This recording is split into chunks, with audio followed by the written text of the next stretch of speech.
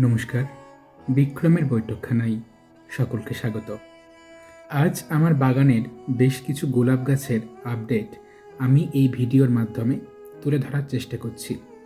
এটি ফ্রেম বয় গোলাপ গাছ। এটি বটাম রোজ নামেও পরিচিত। এটি আরও একটি ভ্যারাইটি, তবে এর রঙটি সাদা।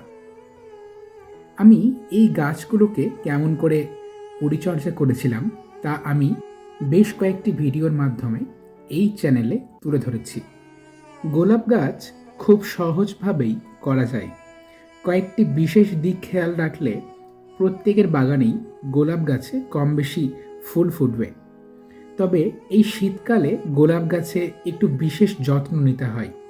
সঠিক সময়ে খাবার দেওয়া, সঠিক সময়ে কীটনাশক প্রয়োগ, সঠিক সময়ে ভিটামিন প্রয়োগ এবং সঠিক সময়ে গাছে জল স্প্রে করা।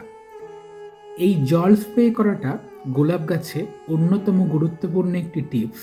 বিশেষ করে প্রুনিংয়ের পর যখন গাছে একটু একটু করে শাখা বেরোতে থাকে, তখন যদি আমরা গাছে জল স্প্রে করতে থাকি অন্তত দিনে 2 থেকে 3 বার, তাহলে গাছে খুব বেশি মাত্রায় ব্রাঞ্চ আসতে সুবিধা হয় এবং তারপর থেকেই খাবারগুলো পরিমাণ মতো সঠিক সময়ে দিয়ে যেতে পারলে প্রত্যেকের বাগানেই সুন্দর সুন্দর গোলাপ ফুটবে। কখন কী পরিমাণে কোন খাবার দিতে হবে তা আমার চ্যানেলে অনেক ভিডিওর মাধ্যমে আমি তুলে ধরেছি এবং সেই খাবারগুলি ছাড়া আমি আমার গোলাপ গাছে অন্য বিশেষ কোনো পরিচর্যা করিনি। তাতেই আমার গাছে মোটামুটি বেশ ভালোই ফুল ফুটেছে। এই পর্যন্তই।